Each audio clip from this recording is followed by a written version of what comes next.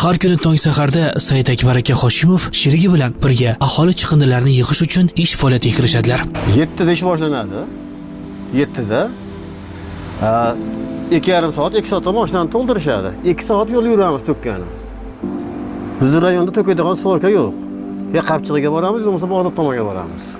U har bir ko'cha va xonadon oldiga olib chiqilgan chiqindilarni o'z vaqtida yig'ib, olib ketish orqali shahar ozodaligiga munosib hissa qo'shmoqda. Havo harorati 48 darajagacha ko'tarilgan jazirama kunlarda ham o'z vazifasini sidqidildan bajaradi. Biroq shuncha mashaqqatli mehnat qilishiga qaramay, maoshi aniq qaysi sanada tushishini o'zi ham bilmaydi.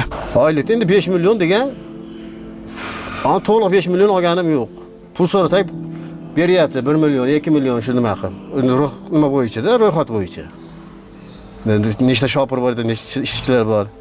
Ushbu sohada yillar davomida halol mehnat qilib kelayotgan bo'lsa-da, shu kungacha to'liq maosh olmagan. U faoliyati jarayonida mas'uliyati cheklangan jamiyat tomonidan ishchilarning ish haqqi muntazam ravishda kechiktirilmoqda. Ayrim hollarda esa to'liq to'lab berilmayapti. 24-yilda 17-dekabrda plastimga 2 million pul tushgan.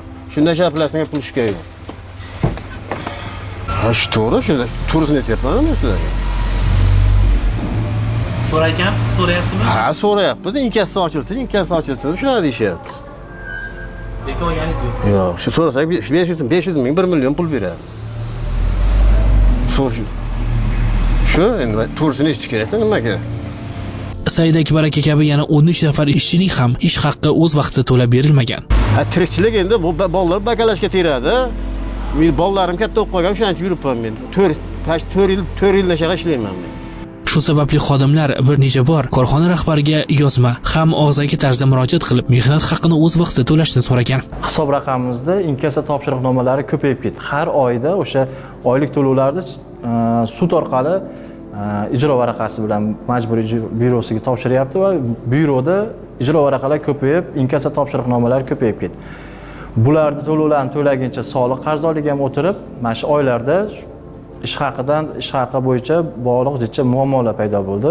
Mas'uliyat cheklangan jamiyatning hisob raqami mablag' mavjud bo'lsa-da, ayrim tashkilotlar tomonidan ushbu mablag'lardan foydalanishga cheklov qo'yilgan sababli ishchilarning ish haqqi o'z vaqtida to'lanmagan. Biroq xodimlarning ham oilasi, ro'zg'or tashvishlari va kundalik ehtiyojlari bor. Ayrim ishchilarning 3 oylik, boshqalarning esa 4 oylik ish haqqi to'lanmay qolgani bois, ular o'z huquqlarini himoya qilish maqsadida fuqarolik ishlari bo'yicha tumanlararo sudga murojaat qilishga majbur bo'lgan. Qarordan so'ng mas'uliyati cheklangan jamiyat ishchilari maoshni to'lab bermagan ham.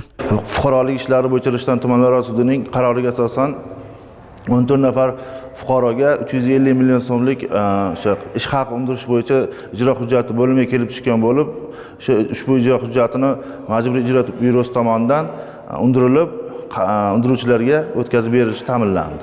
Majburiy ijro byurosi davlat ijrochilarining aralashuvi natijasida ishchilarning 4 oylik ish haqi undirilib, to'liq to'lab berildi. Shu MIP xodimlariga kattadan-katta rahmat aytamiz. 5 kun davomida 3 oylik ish haqimizni to'liq undirib berishdi. Ahror Ziyodov, Safar Ismoilov, Ruxsor News uchun maxsus.